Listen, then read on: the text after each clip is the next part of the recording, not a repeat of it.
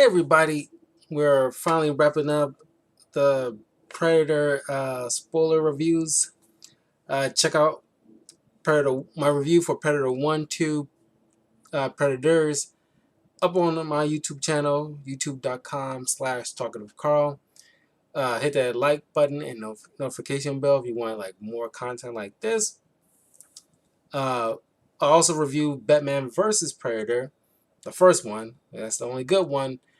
Uh, yeah, you talking about good Predator films. I put this neck and neck with the first Predator movie. How so well done this has been, and I imagine this has been in development uh, since 2019, and with the at least leading into 2020, I imagine it was stunted by the pandemic, a bit, and it was released a few months ago.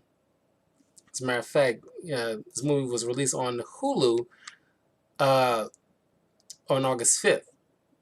So yeah, not a few months ago, just last month. Uh, and I was psyched, man. After I watched the movie, I went to work. I went to tell everybody, dude, you gotta see Prey, man. It is so good. And of course, you have the option of watching this not only in English but in the Comanche language. So I thought that was like a nice little feature because it's one of those examples of having people of a particular culture that you're trying to represent in a film or TV aspect in the writer's room, so that way you can have you know stuff like this that pays out in like massive dividends. Uh, yeah, this movie stars, and I'm just crushing on this girl, Amber Midthunder, who plays the female lead, Naru, a young Comanche warrior. Dakota Beavers as Tabe, the older brother, who, by the way, uh, this is directed by Dan Trachtenberg, who I think helped with the Cloverfield movies. And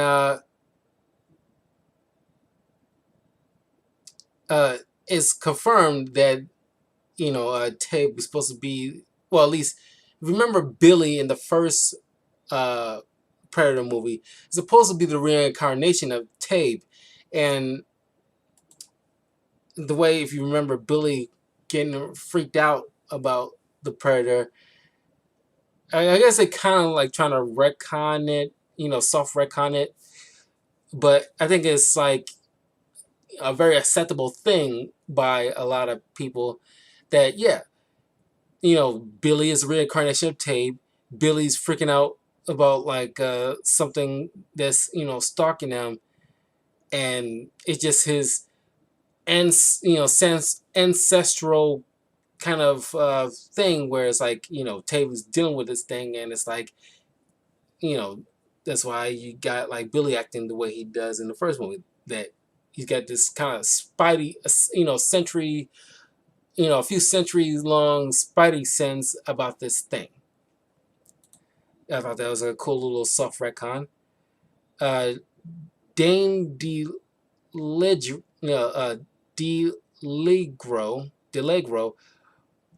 being one of his first few acting gigs, plays the Predator.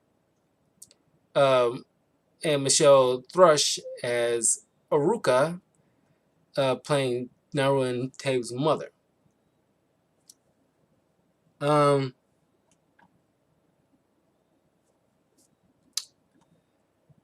and well, that's like the uh, major people that you got to focus on. Everybody else is fairly new to this role. They haven't done any serious acting things, but man, like the cinematography of this It's just phenomenal, phenomenal. Uh, God, I want to talk about this part, but we'll get to it. But man, there's a lot of awesome shots in this film. One of which is just like there's a moment where Naru is training with her axe, which she kind of like sets it up where she wraps it up with some rope and practice with it, so she can be so skilled with it. It's almost like Scorpion from Mortal Kombat, the way she wields that to throw it and flings right back very quickly. I love that. Some people think it's weird because it throws off the throwing capability, the momentum and throwing capabilities of the tomahawk. But I guess you can explain away because it does show that she's been practicing with this thing seemingly for hours. So, and then the actress herself turns out like she actually offset practice with this thing, so she is able to like really wield this thing like in such like near accuracy. It's kind of like Michelle Pfeiffer with the whip. She's like practice so good that she can do a lot of stunt work with that thing with just one take. She's so good at it. But anyway, oh, if I want to put any kind of con to this, and it's the same thing with a lot of the other Predator films, even the good ones, is that I really do not want.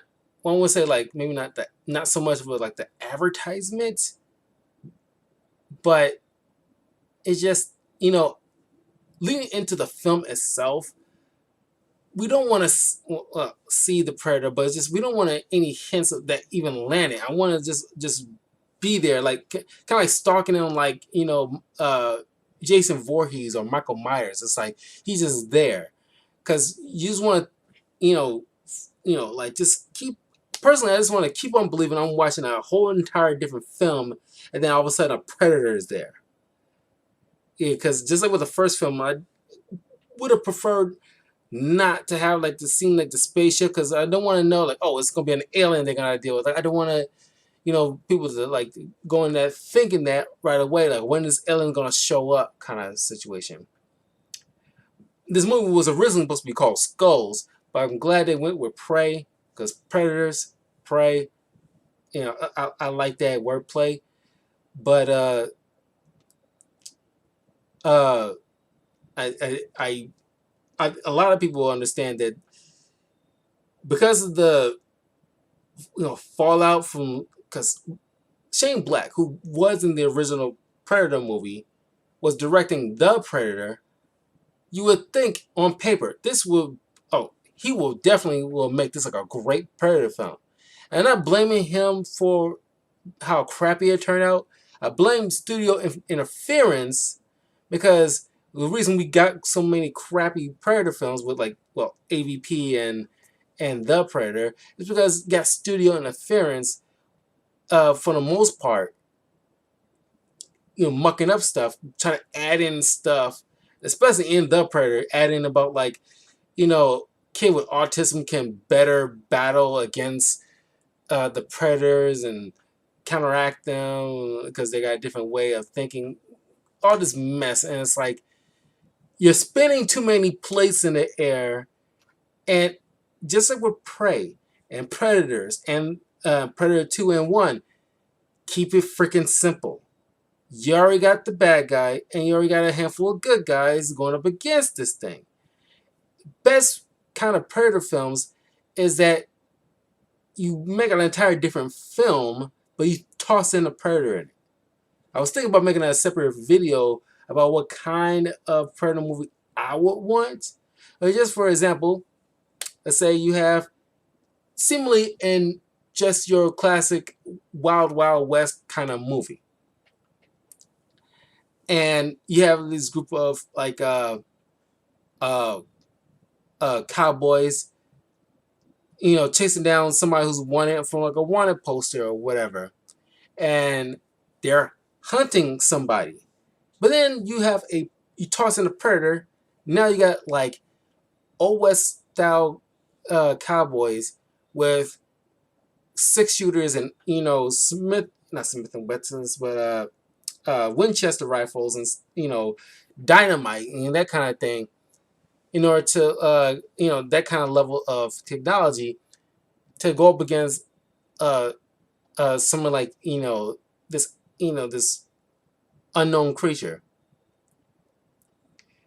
and that's pretty much all you need. That kind of thing, and it don't have like a crazy amount of people. As I mentioned in Predators, my review for that is just no more than 8 people. So that way you have enough time for not only the team that you're focusing on gets the focus, but there's camaraderie. So when each one of them starts being picked off, you care a little bit more.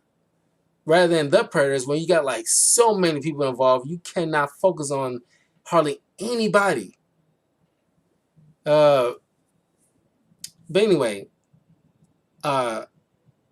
Naru sees this, what she perceives as this mythological North American creature called the Thunderbird, but it's really like a alien spacecraft, Predator spacecraft entering the Earth's atmosphere to drop off this savage Predator. It's more like I like the design of this one because it shows that the Predator we know is modern Predator, evolved, while Savage was dubbed as Savage Predator is like their ancestor essentially.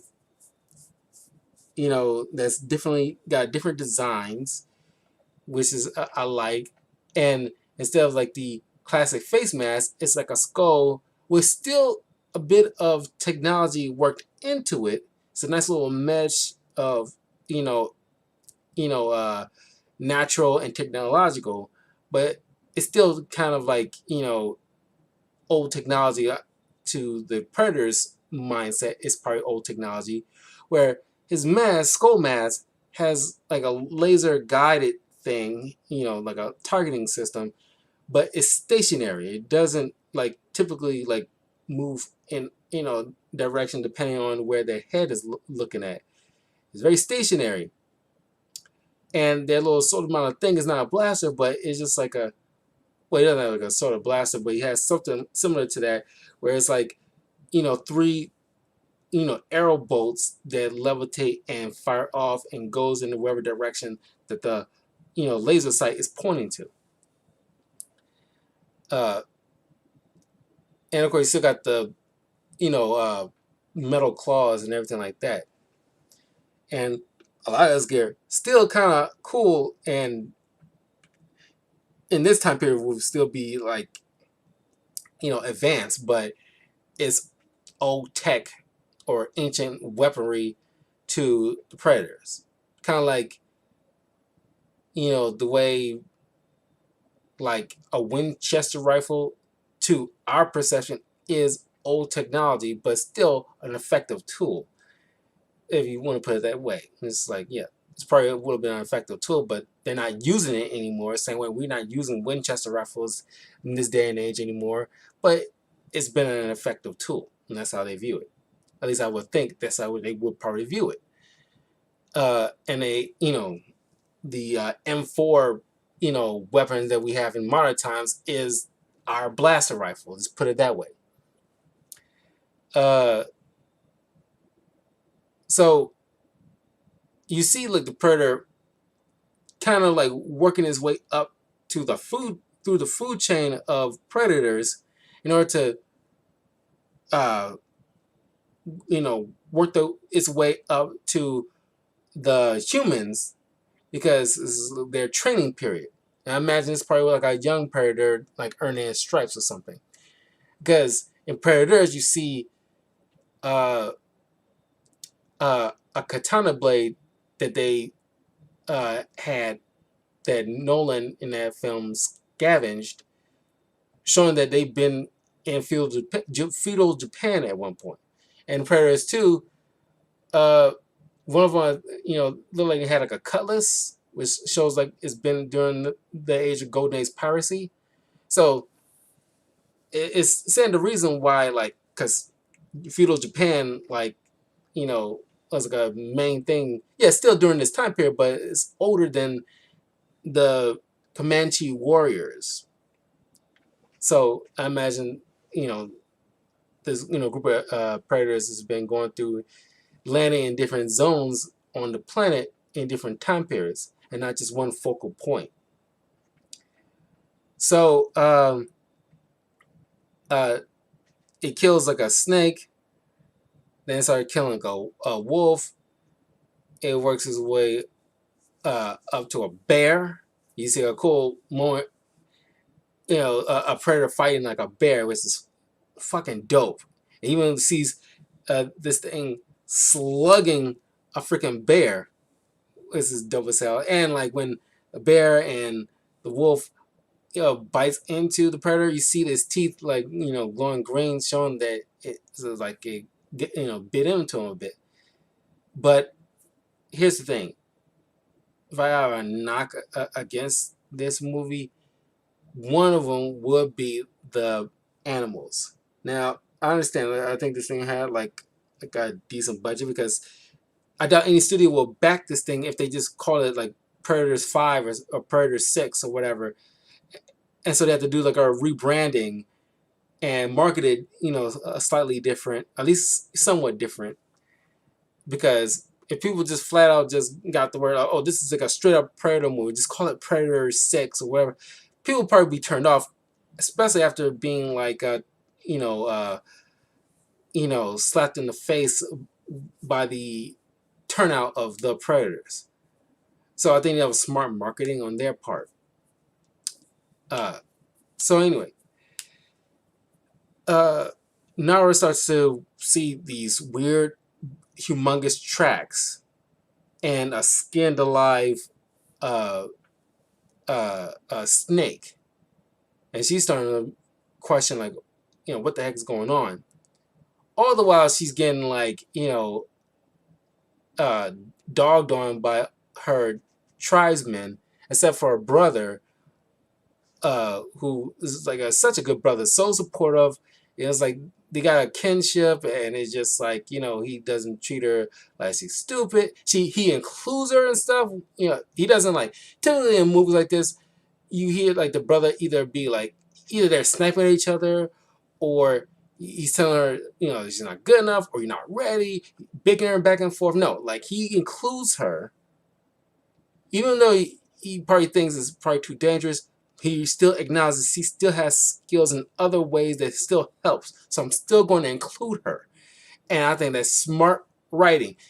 It's like, it drives me, I won't say it drives me crazy, but it's just, you get all, I'm not a filmmaker or an expert writer in Hollywood or anything like that, but it just boggles the mind. Like, you guys know what you're doing. You went to school for this. You've done this for like a decent amount of years. Unless you're right out the gate into Hollywood doing your first movie, you can give them some leeway for a few mistakes, and like they get better as more movies come down the pipeline in their repertoire. But it's just like someone like, maybe not Christopher Nolan, but like with Tim Burton and like Dumbo, or like whoever directed the latest Pinocchio movie for Disney Plus, or or Shane Black with The Predators. Well, I don't even fully put it on him, because the studio interference, that's an issue. There's, I think it's been less so in recent years, especially after like Sam Raimi and guy directed Guardians of the Galaxy. That guy got more leeway in films that they took over. Because I love Doctor Strange too, and I like the Suicide Squad. Uh, and of course, I like the Guardians of the Galaxy film, James Gunn. But it just got, the studio has to trust the directors to do their freaking job and start mucking with things, because that's what you get. That's why The Predators turned out as bad as it did, because Shane Black couldn't be Shane Black, because he had like a whole entire different thing in mind, Just like with Sam Raimi with Spider-Man 3, but because the studio wanted this, throw in this, because kids will love this, we gotta sell action figures and all this other stuff and blah blah blah. Throw this in there, blah, blah, we know better. We pay you all this money, so do what we say, and instead of allowing the director to do his job and let him put out his own vision. Same way with, like, Zack Snyder is like a big example of that. Now they gotta make up for it because, like, just allow them to do their job. Stop interfering so much. Yes, you have input, but that input supersedes the, yeah, you got your bottom line to worry about, but you hired this director to do a job. Let him do his job. Him or her do his job. Him or her or them. Where I was going with this. But I'm spacing like where I was going with this. But yeah, there's something about the directors, but like but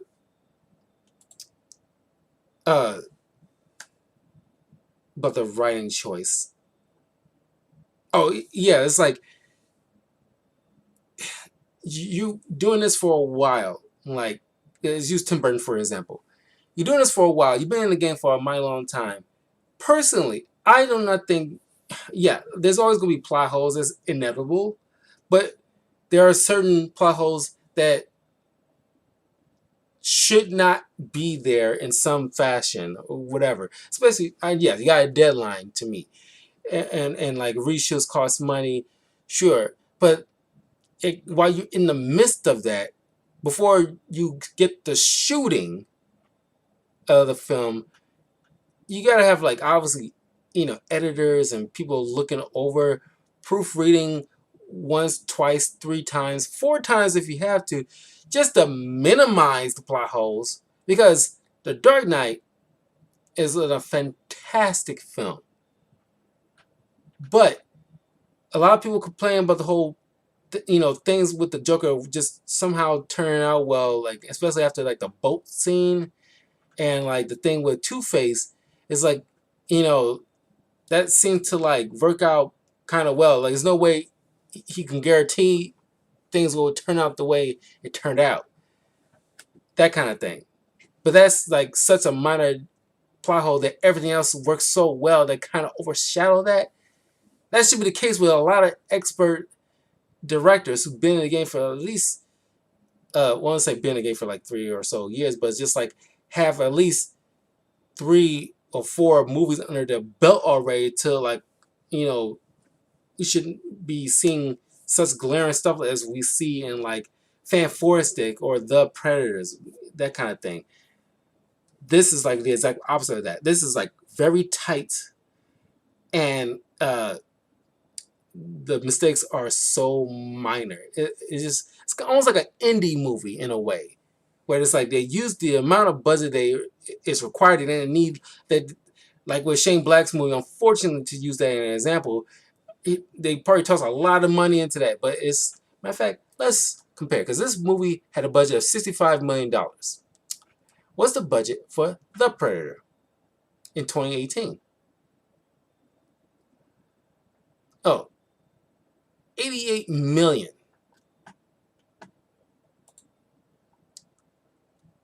So, a little over 20 or so $1 million difference.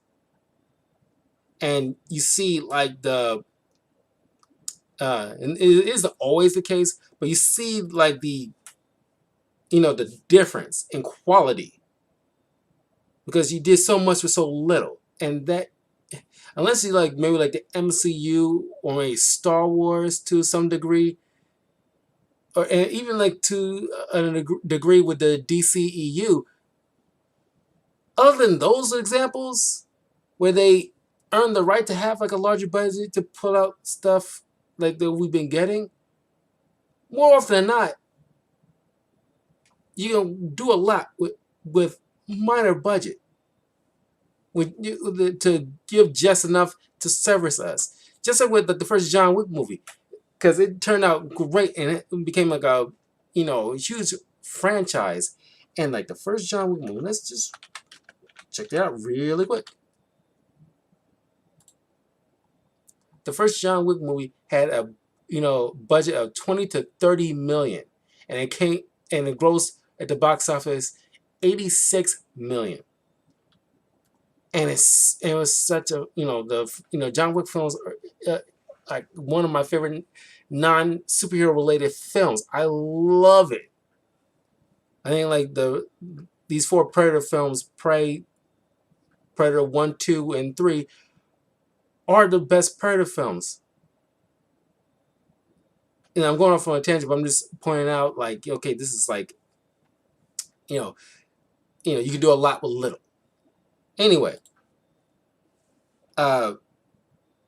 Nara is trying to, like, because she's normally, because it's like a hunting gathering culture, and she's like a healer, but she has dreams of becoming a hunter, but the other group don't include her and belittling her, the typical male chauvinistic thing in society where like women can't do what is a men, because the men are go out there and doing the hunting and the killing and blah blah blah, and women stay home kind of situation. But she's like, I ain't having none of that bullshit. I'm just as capable. And you see her,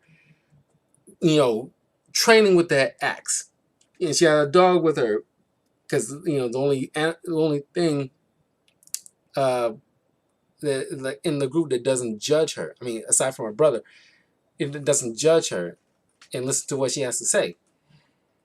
And she's an expert tracker, which her brother utilized those skills to help one of their tribesmen who was wounded by a mountain lion that they hunt. And she wants to go on this little this ritual where to become war chief, you have to hunt a large predator that will hunt you. And in this case, will be the mountain lion. And while taking this thing down, because she ends up getting knocked out while one of the other tribesmen gets killed by this thing. But it's because of Nara's ingenuity that she managed to weaken the thing to allow her brother to ultimately kill it. But she ends up getting knocked out, which is kind of sucks. But in the story in and of itself, I guess it works. But it seems kind of cheap. But she ends up getting knocked out. Brother takes her back to the village where she recuperates. And he comes back with the head of this mountain lion. Now, it seems like while she was waiting to get her chance to take this thing down, she notices, like, off in the distance, what seems like some kind of lights where it kind of signifies, like, I guess the predator. And I'm thinking, like, okay, first of all, what's that predator was doing? And second of all, and when the brother goes back for that mountain lion's head, clearly he had to kill the thing before taking his sister back. But this is kind of confusing to me. Okay, like, where's the time difference here? Because do you have to go back for the head? Because he could have brought back the head along with his sister to the village, where they should already be celebrating him being war chief and with the head of the animal. But you see him like walking into the village with the head, and that part was confusing as hell. But not as hell, but it's just like something I can easily gloss over, but it's just that part I have to point out. That's like, where's the time with that? So she obviously disappointed, but I like where you can see the disappointment if she missed her chance, but she's also still proud of her brother. And there's no like argument between each other. She accepts it. He understands, like, her sadness about it, but it's just like, as a brother and sister, they love each other as, more than just like this whole leadership, which most other movies will have them fighting over each other to get the spot, or one of them being jealous of the other, a whole cliche BS. They nixed that entire thing. This is not that, and I'm glad. So next day, she decides, okay, I'm not doing this hunting gathering. I'm not doing this gathering and herbs and other stuff with the women. I'm going out with my dog, with my weapons, and I'm hunting. And she started hunting rabbits, hunting wabbits, and uh, that's what she happened upon the bear eventually. And you see this moment where like it's a cool shot where the predator. I don't think you ever see this in any of the other predator films. Is where you see the predator actually. You see the like the motion here and the movement of the like this the cloaking silhouette hopping from one tree to the next and then landing on the ground with a huge thud because it's like a big thing. And you because the cloaking device that this savage predator have is technically old technology. It hasn't technically been perfected to the standards of what we saw in like the 80s and on forward. This one tinges a little or glitches a little upon different impacts upon it. Uh, Predator eventually beats the bear, and Nara gets a good look at this thing, and she swims off via the river, and she bumps into other tribesmen that's been tasked by her brother to go look for her, because she's been out for a while, and you see like a fight going on between these two, like, and she holds her own against this guy, and thinking like he's gonna just let her walk away and do her thing, and they just kind of sucker punch her and tie her up, which is kind of effed up. It's like, why would you do this to the war chief now, little sister? And it's like these totally like very male. It's kind of like a toxic masculinity. This is toxic masculinity where it's kind of like just treat her like shit because just because she's like a female trying to be part of the guys, like how dare she kind of thing. That's when the predator shows up, easily in a gory fashion, easily handles these guys, and Nara manages to uh, uh, escape from the binds these guys put her in, and she starts running. And you see, and this is part of another thing. I want to say it's false marketing, but this guy who you see in like the trailer of this movie where he's got an arrow pointing at the cloaked predator, and he do those, and the predator does his three uh, laser, targeting system sight on his forehead, and it's like you're thinking this guy, because I don't know about you guys, but I definitely thought this guy would have like a bigger part in this film than he did, because the way the trailer was shot, he seemed like he's like maybe like a possible boyfriend or love interest to Nara. Kind of glad they didn't lean into that in this movie. It's not the case. She's not a Disney fucking princess, which I want to get into that topic in a moment. But uh, that's not the case. But I thought he had like a larger part of the story than he actually did. But he he helps her a little bit, but she ends up helping him because she knows what those three dots would look like, and what it's going to do. So she tackles on the ground, avoiding getting hit by those three arrows, and they start running.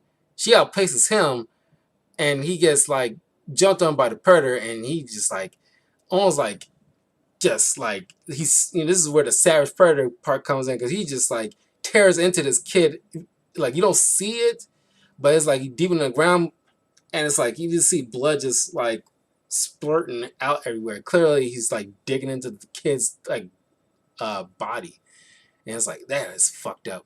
And then Nara ends up getting you know trapped by this kind of bear trap thing by these French colonizers, and the predator literally was walking right up to her and then decides to let her go because at this point she's no longer a threat, so no point in finishing her off. There's no challenge. The Frenchman puts Nara in a cage, shows that they also have her brother. He got captured off screen. Don't know how, because I guess he was off looking for her in another direction while the group that bumped into Nara was going to a different direction. He gets captured, and one of the Frenchmen named Richard, I believe that's what they was he was called. One second here, Raphael, not Richard. Raphael. Uh, uh, uh, he was asking her about the predator because they was, this thing is hunting, some of their people too, and he's trying to, ask information about it. It'd be kind of ironic if this is Peter Keyes' ancestor or something, since Billy gets an ancestor in this movie too. Well, since they're brother and sister, I guess they're both kind of ancestors. Oh, no, it's reincarnation. Let's put it that way. Tabe is reincarnated into Billy. Anyway, I hope Billy end up having like a kid, so his lineage goes on or something like that. It always sucks when like somebody died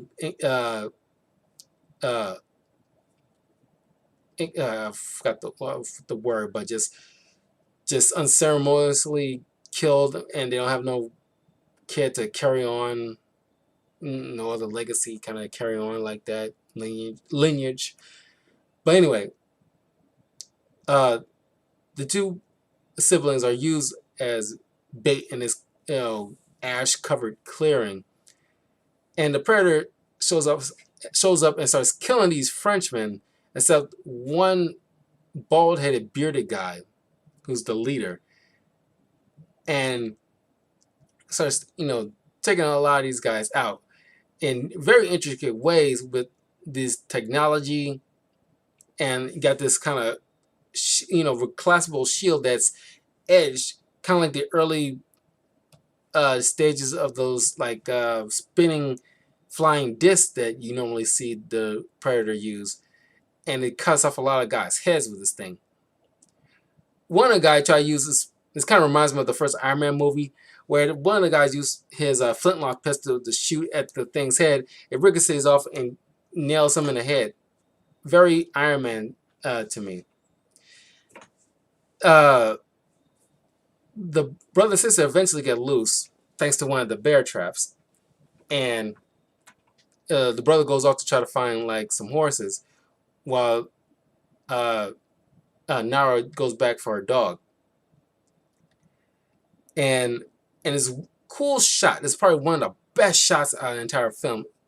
Very Daredevil hallway fight kind of scene, where she does this fight choreography because the actress is trained in Brazilian jiu-jitsu, no joke. And this is one take, no edits, no cuts, where she's taking down any straggling Frenchmen and kills them all in quick succession in one shot. And it was so freaking dope. I love it. It's very good. This movie should win some type of award because it's very, very good cinematography and very well acted. Awesome work all around. Then one of the Frenchmen, Raphael, who missing a foot because one of the Predator's weapons like cleaved it off, asked for help, and in exchange he would teach her how to use his gun, introducing new dangerous technology to a culture. What could go wrong?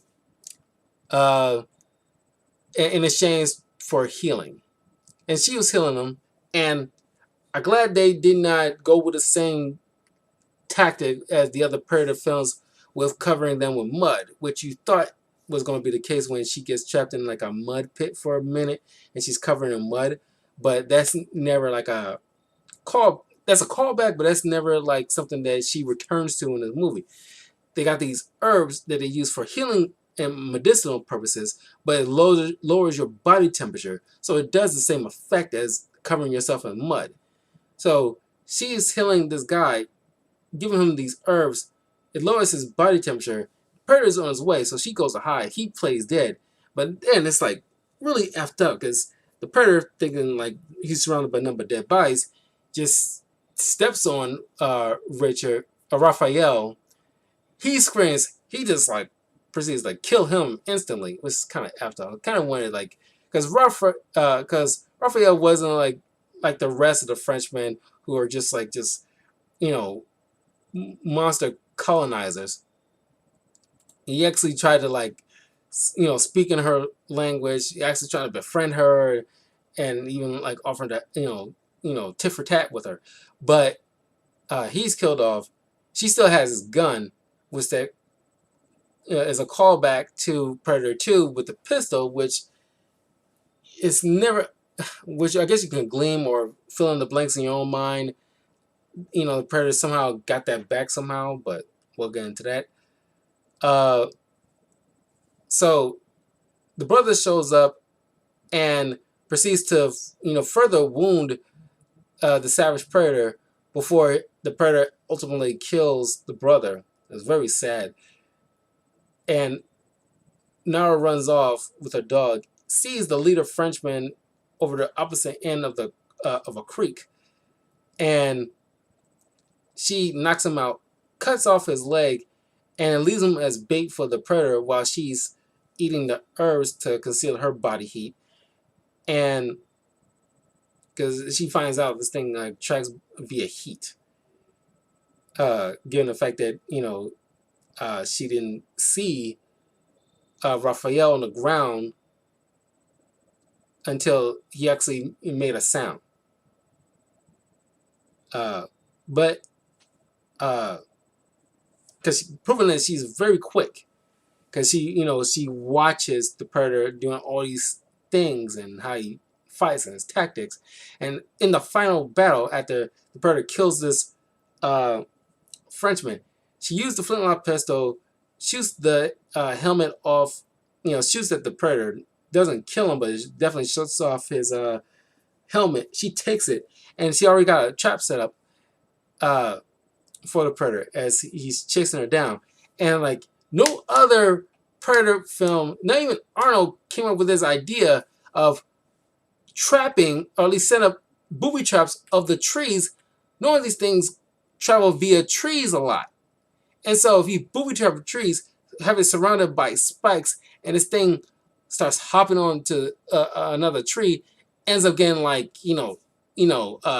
stabbed by his own accord. So limiting his way of movement, and then ultimately trapping the Predator in this mud thing, the mud, not quicksand, but mud pit thing, like it's the same thing as quicksand, but with mud. And the thing tried to shoot his arrows, which half the time you don't even see this thing retrieve his arrows. You see it do it once, but he shoots off these three arrows at Nara, thinking he has her dead to rights. And you hear like the mantra that her brother taught her when she's doing a ritual trying to take down this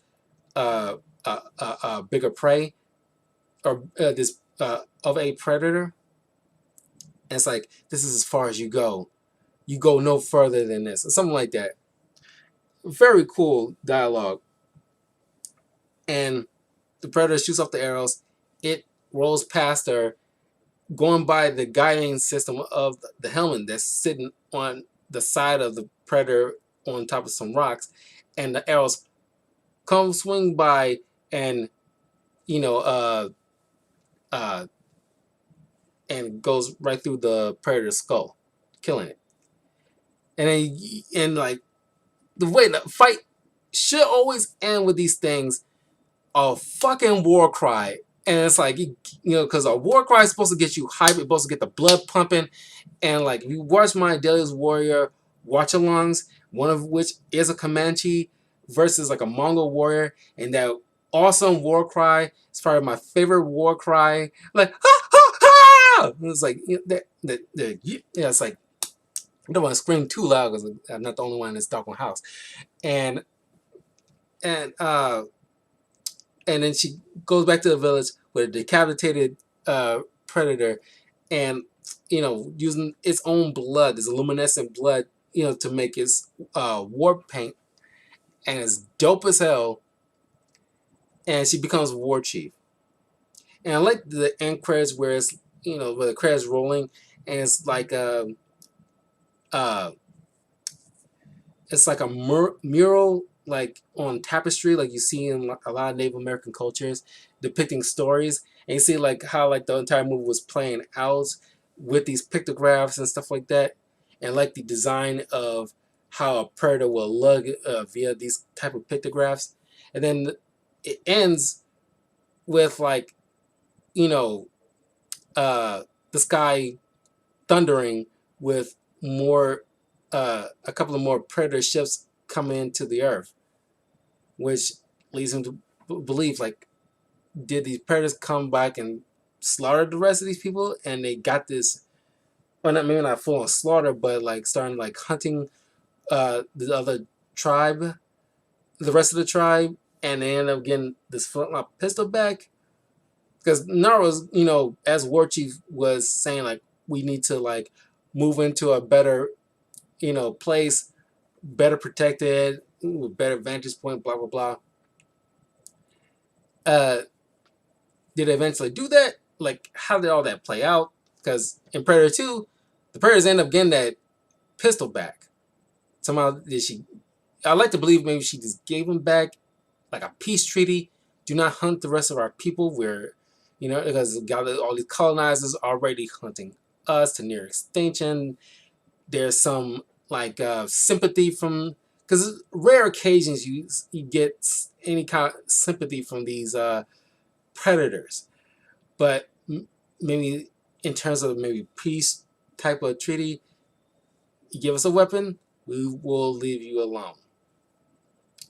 That kind of thing. I don't know, because I do not want to think about Nara and her people just getting completely decimated by these things, because it took a lot for her to, because just like with other Predator films, it takes a lot for just like the main lead to take down one of these things.